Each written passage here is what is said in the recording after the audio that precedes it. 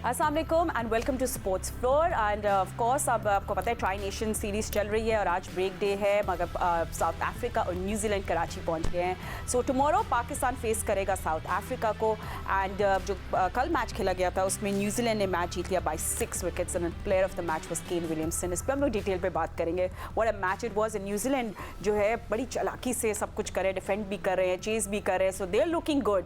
मगर क्या Pakistan and south Africa में कुछ ट्रबल्स हैं? ओ बहुत सारी that we need to talk about. But what's not troubling is कि आज कराची वालों के लिए बहुत अच्छी खबर है and congratulations to Pakistan Cricket Board क्योंकि आज एक new and upgraded National Stadium unveil होगा 5:30 बजे। बड़ी ज़बरदस्त उसमें एक तकरीब होगी, LED लाइट्स होगी और फायरवर्क्स एंड एवरीथिंग। सो ये भी सब कुछ होगा और हम लोग अब आपको नया स्टेडियम में बताएंगे कि क्या डिफरेंट है इस बार, ठीक है? मगर जल्दी से अपने एक्सपर्ट्स को भी साथ इंट्रोड्यूस कर लो ताकि वो लोग भी मेरे कॉन्वर्सेशन का हिस्सा बन जाए।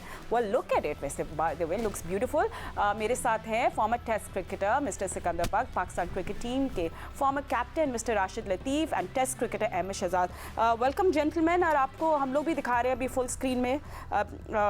इट्स अ गुड थिंग कि जो इतने रिकॉर्ड वक्त में काम कंप्लीट हुआ स्टेडियम का, and it just looks really good. And Siku आपकी भी बहुत सारी मेमोरीज है, फिर राशिद भाई की भी सारी मेमोरीज है नेशनल स्टेडियम से, but how do you like the new look? थोड़ा बिग स्क्रीन पे भी दिखाते हैं। देखिए चीज़ें तो बदलती रहती हैं और बदलनी चाहिए और इम्प्रूवमेंट की तरफ जाना चाहिए बगैर किसी शक के। अच्छे से अच्छी चीज़ें मुझे अच्छी तरह याद है जब मैं ब्रिस्बेन के गैबा ग्राउंड में खेला था उस वक्त वहाँ पे कोई स्टैंड्स नहीं थे और कुत्तों का जो है ना रेसिंग ट्रैक वगैरह था।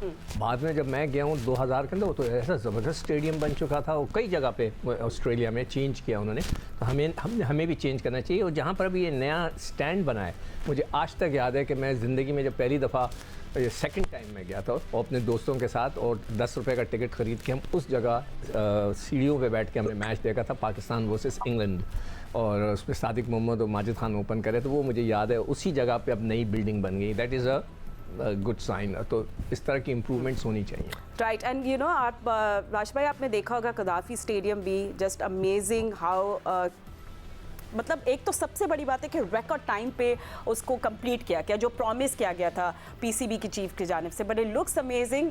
आपकी क्या व्यूज़ है इसकी? मैंने कल व्यूज दिए थे कि मकान बन जाते हैं लेकिन घर बनाना मुश्किल हो जाता है, बिल्डिंगें बन जाती हैं लेकिन तो बसाना मुश्किल हो जाता है। ये मेरी अपनी सोच है, लेकिन अच्छा है चैंपियन ट्रॉफी में ज़रूरत थी पाकिस्तान को, अच्छे खूबसूरत स्टेडियम की ज़रूरत थी और वो हमने बना लिए हैं। और मुबारक कि 117 दिन में national stadium Karachi, Gaddafi stadium Lahore, Rawalpindi stadium तामीर हुए, देर तामीर थे और कुछ काम अभी बाकी है। तो मोहसिन नकवी साहब और उनकी टीम और जितने भी लोगों ने वहाँ पे काम किया, मजदूर, सर्दी गर्मी बारिश हर चीज़ हुई वहाँ पे, सब ने अंत तक मेहनत के बाद ये एक अच्छा सा स्टेडियम पेश किया है। सब लोग मुबारकबाद के मुस्तहिक हैं। And Ahmed I think just because आप होस्ट करें अभी Champions Trophy which is again एक बड़ी अचीवमेंट है कि हमने वी फाइनली गेटिंग थ्रू, तो द स्टेडियम्स के new look was very important and अच्छा लग रहा है देख के। Just is pleasing to the eyes and it's good. आप रिप्रेजेंट कर रहे हो अपने मुल्क को, आपके इतने बड़े बड़े प्लेयर्स आएंगे, so it's a good addition.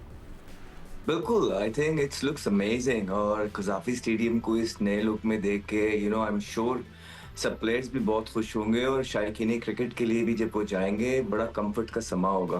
पर कुछ चीज़ें हैं जिस तरह अभी राशिद भाई ने बात की है कि कुछ काम रहता है। आई थिंक नेशनल स्टेडियम पूरी तरीके से हो नहीं पाया अभी तक, वो शायद चैंपियंस ट्रॉफी के बाद होगा। और फिर रावलपिंडी स्टेडियम के अंदर भी तीनों स्टेडियम का कहा था कि कंप्लीट हो जाएंगे, कराची वाला हुआ नहीं। रावलपिंडी के अंदर भी कुछ मसले आ रहे हैं, शायद वो आज से 6-8 महीने बाद करने का वो है। तो ये थोड़ी बहुत चीज़ें, फिर लाइट का जिस तरह जडेजा को बॉल लगा, ये कंसर्निंग पार्ट है, इसको जल्द से जल्द देखना है, इसके पीछे वजह देखनी है कि क्यों लगा है। बिकॉज प्लेयर्स की जो सेफ्टी है वो अटमोस्ट है, वो सबसे पहले है। तो ये छोटी छोटी चीज़ें, फिर 13 अरब का जो बजट है, ये मतलब कि सारी चीज़ें, बड़ा बजट था इस चीज़ का, तो गालिबन जहाँ तक मेरे कल बात भी हो रही थी कॉलीग से भी कि 2 अरब लगते हैं एक अच्छा स्टेडियम तैयार करने के लिए, फिर 3 पूरे तरीके से तैयार नहीं हुए और 13 अरब का जो बजट है, ये काफ़ी मतलब ओवरऑल तो बड़ी अच्छी चीज़ें लग रही हैं, रिकॉर्ड टाइम में तैयार हो गया, लेकिन अपनी जगह कुछ चीज़ें हैं जो एक लाइट का इशू आ रहा है, फिर कराची पूरी तरीके से हुआ नहीं, फिर पिंडी का जो इंफ्रास्ट्रक्चर था उसमें प्रॉब्लम आ गया, जो कहते हैं कि 6-8 महीने में करेंगे, तो ये चीज़ें भी होने वाली हैं। लेकिन कज़ाफी स्टेडियम इटसेल्फ बड़ा खूबसूरत लग रहा है, बस लाइट का देख लें, जिस तरह वो रविंद्रा को लग गया है, तो वो शायद किसी और के साथ खुदा ना ख्वास्ता इस तरह की चीज हो ना जाए दोबारा से। ठीक है, सो एक आपको चीज जस्ट एक चीज कह सकता हूँ, देखिए मैं सिर्फ ये अपडेट कहती आज नेशनल स्टेडियम अनवेल होगा, इट्स रेडी। बिल्कुल आज 5:30 तक जी सिक्को आप बोले 7 बजे। अच्छा, मेरे पास 5:30 मुझे भी इनविटेशन है, इसलिए मुझे पता है उस पर 7 बजे का टाइम अच्छा, लिखा है। देखिए मैं सिर्फ एक सिर्फ भाई जा रहे हैं फिर मोहसिन नकवी साहब को मिलने। मैं उनसे रिक्वेस्ट करूंगा सर प्लीज। अच्छा, मैं सिर्फ सिंध गवर्नमेंट से एक ज़रूर रिक्वेस्ट करूंगा कि वो मैं मुराद अली शाह साहब से जब भी मिलूंगा उनसे भी कहूंगा कि, और अगर मेरा मैसेज उनको पहुंचे, एक सिंध में बिलावल भुट्टो साहब से एक सिंध में ग्राउंड बना दें। पूरा सिंध जो इंटीरियर सिंध कहलाता है वो बिल्कुल एक स्टेडियम नहीं है। हैदराबाद का था वो तो बढ़ गया है, पता नहीं क्या आदत है। बनाया है घड़ी खुदा बख्श में एक स्टेडियम बना है। कहाँ पे? घड़ी खुदा बख्श में बनाया है, एजाज भट्ट साहब ने बनाया था। नहीं मगर वहाँ पर कोई मैचेस नहीं होते ना, वो ऐसा एक स्टेडियम बन जाए जहाँ पे PSL के भी 1-2 मैच हो जाएं, ताकि सिंध की जो आवाम है, मैं सिंध की आवाम की बात कर रहा हूँ, मेरा उससे कोई फ़ायदा नहीं है, सिंध की आवाम आए बैठ के मैच देखे, वो कराची नहीं आ सकते। तो मेरे एक रिक्वेस्ट है सिंध गवर्नमेंट से, अगर उन तक ये रिक्वेस्ट पहुँच जाए। चले ठीक है। अब जब स्टेडियम की जो मेरी बात है वो आप बातें होंगी तो फेस छुपाऊंगा ही ना सर। अच्छा ठीक है, नेशनल स्टेडियम की हम लोग बात कर रहे हैं तो अब उसका भी आपको पता है, ये state of the art facility पूरी बनाएगी, न्यू ड्रेसिंग रूम्स होंगे, उसके साथ साथ 5000 और एक्स्ट्रा कुर्सियां भी लगा दी गई हैं, चेयर्स आप लोगों के लिए, ताकि आप लोग जाके मैच देखें। एंड 350 LED लाइट्स हैं, और चेयरमैन मोहसिन नकवी ने पर्सनली बेसिकली ओवरसी किया इस पूरे प्रोजेक्ट को। ऑफ कोर्स टाइम कंस्ट्रेंट था क्योंकि बड़ी जल्दी काम करना था, तो 5000 डेडिकेटेड वर्कर्स ने दिन रात एक करके स्टेडियम अब रेडी कर दिया है। सो सबसे ज़्यादा क्रेडिट उन वर्कर्स को जाता है। कंग्रेचुलेशंस आप to PCB as well, and we are hoping कि अब new and upgraded National Stadium में मैच देखने का मजा ही को कुछ और होगा। बाय द वे सिकंदर, आपकी कोई अच्छी मेमोरी है नेशनल स्टेडियम की? मैं अभी सोच ही रहा था। आप सबसे पूछते हैं। 1987 में ये हुआ कि जी वर्ल्ड कप हो रहा था पाकिस्तान में, याद है आपको, जिसमें सलीम जाफर को चक्कर, I was very young but या 96 था मेरे ख्याल से, जिसके अंदर या नहीं 87 का था, जिसमें हम हार गए थे सेमीफाइनल में। तो उसमें मुझे जामोद साहब जो थे चीफ मिनिस्टर ऑफ सिंध थे, उन्होंने मुझे इनवाइट किया कि आकर देखें, हम स्टेडियम को रेनोवेट कर रहे हैं और ड्रेसिंग रूम को आके देखें। तो मैं गया देखने के लिए। तो जब मीटिंग हुई तो मैंने कहा सर आपने तो रेनोवेट तो कर दिया, मगर ड्रेसिंग रूम में आपने लगा दिए टाइल्स। वहाँ पे टाइल्स नहीं लगाई जाती हैं, इसलिए कि सब स्पाइक्स पहनते हैं, स्लिप हो जाने का डर होता है, आप इस पर रबर बिछाएं, वरना ऐसा ना हो कि वॉशरूम में लोग जल्दी जाते हैं कपड़े बदल के और उसमें।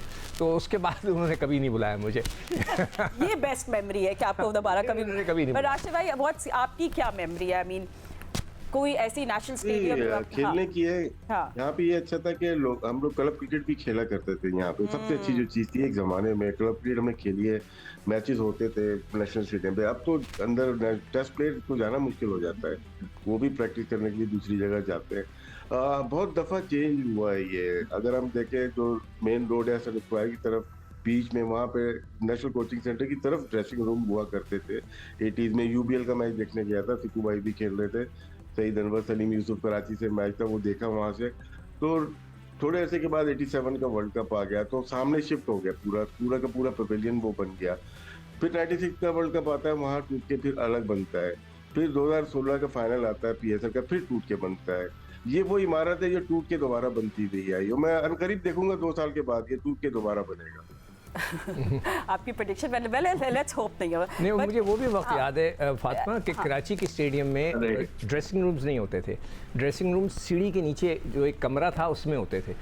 तो मतलब है कि वो गरीब स्टेडियम आप तस्वुर कर सकते हैं कि सीढ़ियाँ होती थी, उसके नीचे एक जगह थी जिसके अंदर dressing room. Okay, and Ahmed, I know that this is our last conversation on the stadium, and of course जो इवेंट होगा वो भी हम आपको दिखाएंगे। But Ahmed, I know this is not your home ground, but आपका you have so many memories in Karachi as well, PSL हो या playing for your national team. जी, बिल्कुल, जिस तरह बाकियों ने कहा है, राशिद भाई ने बोला है, हमारी भी क्रिकेट की ही मेमोरीज़ हैं और हमारे प्लेयर बनने में नेशनल क्रिकेट स्टेडियम का बहुत ज़्यादा हाथ है। बड़ा ज़बरदस्त पिचेस हमेशा से हमें मिले हैं और कराची के जो बॉलर्स भी थे, डोमेस्टिक हो, चाहे जैसे भी हो, मोहम्मद शमी भागते हुए आ रहे होते थे, बाउंसर्स करना, तो हमारे प्लेयर बनने के अंदर ये नेशनल क्रिकेट हो, चाहे कज़ाफ़ी स्टेडियम हो, इनका बहुत बड़ा अमल दखल है और हमेशा फॉन्ड मेमोरीज हमारे साथ इसकी जुड़ी रहेंगी इंशाल्लाह। Great and I hope we get to see more. Oh by the way, हाँ, आज पूरा जो तकरीब है, तो सिकंदर आपको इनविटेशन 7 बजे की, आप जाएं या ना जाएं, मगर जाना ज़रूर चाहिए। वैसे आपको कराची का, हाँ, यू प्रेजेंट, हाँ, एक्चुअली मेरा ठीक है। पहले तो प्रोग्राम नहीं था जाने का, इसलिए हाँ। कि वहाँ पे मैच तो था नहीं। फिर मैंने सोचा एक लुक तो देखें किस नहीं, तरीके you की should. बनी क्या है, You किस should, किस्म you की should look tell us how है। it was and of course आज fireworks भी होंगी, musical program भी उन्होंने होगा, ठीक है? इतनी इज्जत दी कि भाई एक कार्ड भेज दिया, ड्राइविंग का मतलब गाड़ी चले, का ठीक है। पास भी भेज दिया, तो मैं चले, you enjoy that, but हमारी conversation about National Stadium also comes to an end and हम लोग अब बात करेंगे Tri Nation की and we'll talk about yesterday's match as well. Now let's talk about जो कल मैच खेला गया साउथ अफ्रीका और न्यूजीलैंड के दरमियान। I mean it was a great match और लग रहा था कि south Africa is looking strong. तो जल्दी से स्कोर कार्ड पे भी नजर डाले थे, फिर अपने एक्सपर्ट्स इस पे एनालिसिस लेंगे, जिसमें हमने देखा मैथ्यू के 150 एंड देन उसके बाद दे वर जस्ट बेसिकली 304 पे रिस्ट्रिक्ट कर दिया था न्यूजीलैंड ने साउथ अफ्रीका को। And then just amazing performance by the batters himself, Devon Conway के 97, केन विलियमसन के 133, अमेजिंग पार्टनरशिप, और इसलिए न्यूजीलैंड ने चेस कर लिया। राशिद भाई, आई थिंक न्यूजीलैंड बड़ा अच्छा शेप अप कर रही है बिफोर चैंपियंस ट्रॉफी। जी, पहला मैच जीते ये लोग पाकिस्तान के खिलाफ, पहली बैटिंग की और अच्छा टोटल 330 किया, और दूसरे में चेज किया उन्होंने और वो भी अच्छी बैटिंग की। विलियमसन ने बहुत अच्छी की, कॉनवे खेले, रचिन की जगह पे, रविंद्रा की जगह पे खेले, उनके तेज पे बॉल लग गई थी, तो इनकी भी टीम बनती हुई नजर आ रही है। बैटिंग में थोड़ा सा लग रहा है कि लेथम की जगह शायद चैपमैन आए, वो बॉलिंग भी कर सकते हैं, लेफ्ट हैंडर बैट्समैन भी हैं, अच्छे हैं, क्योंकि लथम की अच्छी फॉर्म नहीं लगी है। एज ए विकेट कीपर देखते हैं कॉनवे आ सकते हैं एज ए विकेट कीपर, तो और मजबूत बैटिंग लाइनअप इनकी बन सकती है। तो न्यूजीलैंड इस वक्त 2 मैचेस में तो बहुत अच्छा परफॉर्म किया है। बॉलिंग, फास्ट बॉलिंग में देखते हैं कि कल थोड़ी सी मार लगी है और को 7 से प्लस उन्होंने किया है, तो उनको फास्ट बॉलिंग देखनी पड़ेगी अपनी। यहाँ की विकेटें ऐसी नहीं है जो कि शॉर्ट ऑफ लेंथ को इतना बर्दाश्त कर सके। And Ahmed, I think good thing is that कल साउथ अफ्रीका नहीं जीता, वरना हम तो ट्रबल में आ जाते, but some positives in South Africa as well. जी, ऑब्वियसली जिस तरह न्यूजीलैंड ने बड़े आराम से देखें 300 कर रहे हैं। अगर आप न्यूजीलैंड की बैटिंग कल उठा के देखेंगे साउथ अफ्रीका के अच्छा खासा बॉल सीम हो रहा था, लेकिन ब्रेट्सकी ने जिस तरह के अपने डेब्यू के अंदर ही पेशेंस और कैरेक्टर शो किए, टेक्निक भी इनफैक्ट शो की है, और पहला इंसान बन गया जिसने डेब्यू के अंदर 150 रन की इनिंग खेली है। डेफिनेटली कोई ना कोई बात जरूर है उनमें, और ये सारी चीजें कोप करके अर्ली ऑन जिस तरह 300 प्लस उन्होंने किया आराम से ही, मतलब ऐसा लग रहा है कि 150 200 कर रहे हैं, ऐसा नहीं लग रहा 300 कर रहे हैं।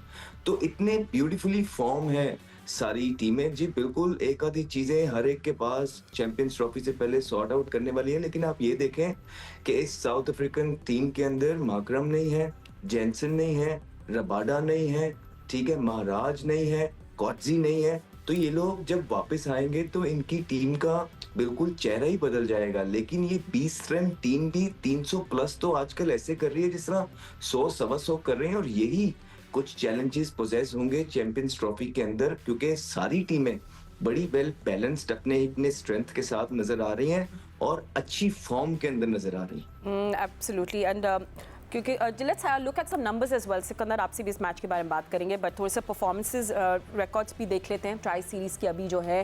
And just Kane Williamson, I think he's on top with those.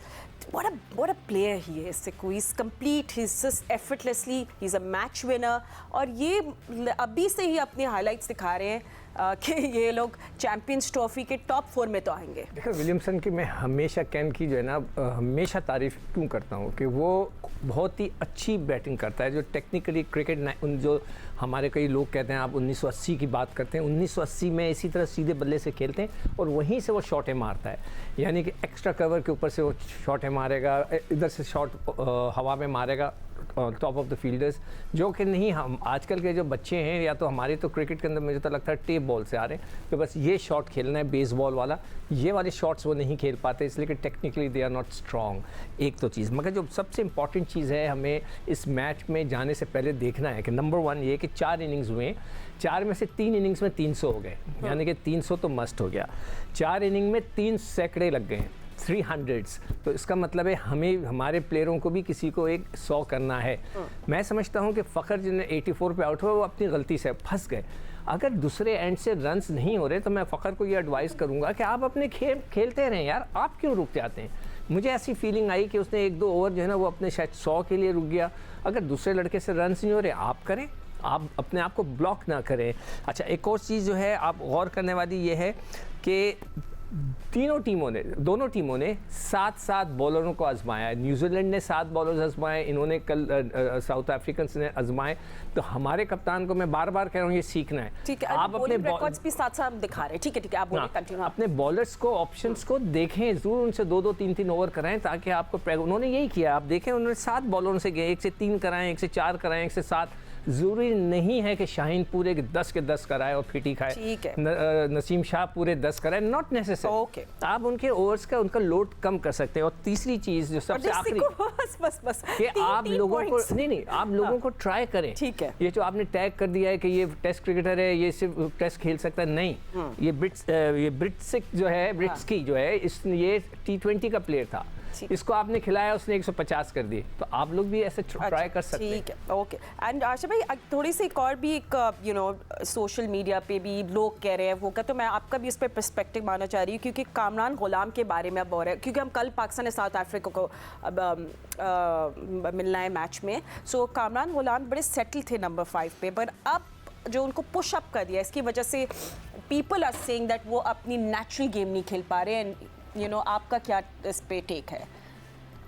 देखिए, जो टीम की फॉर्मेशन बनी है ना, ओपनर्स के ना होने की वजह से पूरे टीम का निज़ाम, मतलब कि बैटिंग ऑर्डर चेंज हो गया है। बाबर आजम ऊपर चले गए तो बाबर आजम की जगह कोई ना कोई आएंगे, तो शकील आते या कामरान गुलाम आते। कामरान गुलाम खेलते आए, जो हमने देखा है, फर्स्ट क्लास क्रिकेट हो जाए, लिस्ट ए हो जाए, ये खेलते हुए आए। लाहौर कलंदर से भी T20 इन्होंने नंबर 3 नंबर 4 पे खेली हुई है। अच्छे प्लेयर हैं, बस हमें थोड़ा सा वेट करना है। हम लोग थोड़ा जज्बाती हो जाते हैं, जब नहीं करेंगे तो पता ही चल जाएगा। लेकिन हमारे पास ऑप्शन और क्या है, हम क्या कर सकते हैं।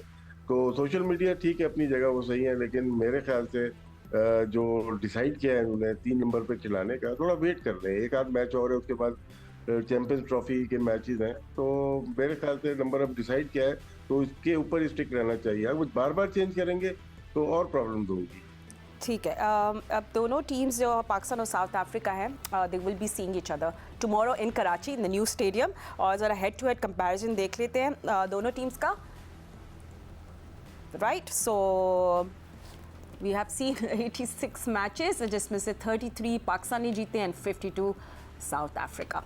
So at the end of the day, it just matters how you perform on the given day. ठीक है, so वो अब देखना पड़ेगा कि कल कैसी परफॉर्मेंस होगी। Ahmad, and do you want to see any batting changes or any changes in playing 11 कल? जी, आइडियली मुझसे पूछेंगे तो मैं बाबर आजम को एज एन ओपनर नहीं देखना चाहता। मैं उनको अपने नंबर 3 पे ही देखना चाहता हूँ। और उनके जो पाकिस्तान फखर जमान एक लोन वॉरियर हैं। आई थिंक के कल भी जो इनिंग उन्होंने परसों खेली है, एक ज़बरदस्त इनिंग खेली है। और पाकिस्तान के लिए इतने अरसे के बाद आके डायरेक्ट कमबैक पे इस तरह की इनिंग खेलना बहुत से लोगों के ख्वाब रह जाते हैं। लेकिन जिस तरह फखर जमान ने ये करेज शो की है कल आके, वो सारा क्रेडिट उसको जाता है। इवेंचुअली आउट तो इंसान ने होना ही है, जिस तरह भी होना है, लेकिन आई डोंट थिंक कि वो सेल्फिश खेलते हैं। हमेशा उन्होंने टीम के लिए खेला है, मुल्क के लिए खेला है, और वो बढ़ चढ़ के जो है अटैक करते हैं। और एक वाहिद प्लेयर हैं जो रिस्की शॉट्स मारते हैं। तो आई थिंक उनके साथ जो है एक ओपनर आपको लाके खड़ा होना चाहिए। अब देखें, आपने प्लेयर्स लेके आए हुए हैं, उसमें से कोई भी आप और ऊपर एडजस्ट कर सकते हैं, लेकिन बाबर आजम आपके मेन प्लेयर हैं। उनके सारी परफॉर्मेंसेस जो है वो नंबर 3 पे है। बाबर आजम का अच्छी फॉर्म के अंदर कंफर्टेबल एक अच्छे स्टेट ऑफ माइंड के अंदर होना बहुत जरूरी है टीम पाकिस्तान के लिए चैंपियंस ट्रॉफी में। तो इसलिए ये मेरा ओपिनियन है, अपना ओपिनियन है कि उनको नंबर 3 पे होना चाहिए। फिर आइडियली पाकिस्तान के पास एक स्पिनर होना चाहिए था, अटैकिंग स्पिनर। अगर मुझसे पूछेंगे तो उसामा मीर के साथ बहुत ज्यादती हुई है। If I would be there, मैं उसामा मीर को जरूर अपने स्क्वाड के अंदर रखता। एक जो स्पिनिंग कंडीशंस के अंदर एक attacking option, wicket taking option किसी भी कप्तान को चाहिए होती है। और फास्ट बॉलर्स में देखें, आप हारिस रऊफ आपके इंजर्ड हो गए हैं, तो हसनैन उनकी जगह सीधा सीधा वापस आएंगे और जान पकड़नी है। थोड़ा ये मैचेस वो हैं फातिमा, जो आपने अपने आप को उठाना है। चैंपियंस ट्रॉफी से पहले वाले मैचेस हैं, हमें याद होगा पिछले T20 वर्ल्ड कप से पहले भी कुछ इस तरह का समा बन गया हुआ था। और फिर हमारे साथ क्या हुआ था, T20 वर्ल्ड का एक मोमेंटम बनेगा आपका इन गेम से। अपने अपने रोल्स को समझने की जरूरत है, और जिस पे जो जिम्मेदारी दी गई है वो बेहतर से बेहतर तरीके से निभाएं और जितवाएं यार। आप लोग को पूरी सपोर्ट मिलेगी, हम सब आपके साथ हैं। बस थोड़ी जान पकड़ने की एक विनिंग मोमेंटम में आए, ताकि ये पूरी कौम आपके पीछे खड़ी हो जाए इस ICC चैंपियंस ट्रॉफी के अंदर। बेसिकली हमें जो हमने टीम साउथ अफ्रीका में खेली थी ना, उसमें बड़ा कंसिस्टेंट वो स्ट्रक्चर था, एक बड़ा ज़बरदस्त, everything was falling into place and Babar settled at 3, फिर वो एंकर करते इनिंग्स। सो यस, थोड़ा शेकअप हो गया चीज़ें। बट राशिद भाई, आप कोई चेंजेस देखना चाह रहे हैं कल, और क्या आपको लग रहा है कुछ होगा? अहमद की बात ठीक है। बाबर आजम की हमने पहले भी बात की कि देखें टेस्ट मैच में भी वो 4 से 3 पे आ गए और उनसे परफॉर्म नहीं हुआ, वैसा परफॉर्म नहीं हुआ। फिर इसके बाद यहाँ पे भी ये थोड़ा ट्रिकी है। ये 50 ओवर का मैच है, बहुत लंबा मैच होता है, 50 ओवर की इनिंग। और बाबर नंबर 3 पे सेटल थे और बहुत अच्छी बैटिंग करते हुए आए। अगर ODI का देखते हैं, जो शुरू में गलतियां हुई उसी में हम रिपीट कर रहे हो मिस्टेक्स, कि आपके पास ओपनर नहीं है तो हम अपने मेन प्लेयर को ओपनर्स ले गए। ठीक है, सचिन ने की थी, लेकिन सचिन की उम्र उस वक्त 21 साल थी, बाबर 31 साल के होने वाला है। 30 या 31, अगर कोई आगे पीछे हो जाए माजरत, तो बहुत फर्क हो जाता है। जो सेटल हो गए, सचिन ने 79th मैच में जो PCB की तरफ से या इनकी मैनेजमेंट की तरफ से मौक़िफ़ आया है कि तेंदुलकर ने भी की थी, वो 79th मैच था उनका, मुझे याद है, सिंगर कप का, श्रीलंका में 94 में। 89 का उनका डेब्यू है और वो उस वक्त 16 साल के या 17 साल के थे। तो वहाँ पे अगर हम पहुँचते हैं तो वो 21 साल या 22 साल के थे। अभी ये 30-31 साल में हम उनको चेंज करना चाहते हैं। मेरे ख्याल से रिपीट ये जो मिस्टेक कर रहे हैं वो गलती है मेरे ख्याल से ये, और इनको नंबर 3 पे ही आना चाहिए और उसी तरह से अपनी बैटिंग ऑर्डर को बेहतर करना चाहिए। बाकी हसनैन आते हैं, अगर तो टूर्नामेंट से खुदा ना खास्ता बाहर हो जाए तो वहाँ पे फिर ऑप्शन हमारे पास है कि स्पिनर जैसे अहमद ने कहा, अगर वो उसामा को चाहते हैं, शादाब को चाहते हैं, सुफियान मुकीम को चाहते हैं, तो आपके पास ऑप्शन तो हैं।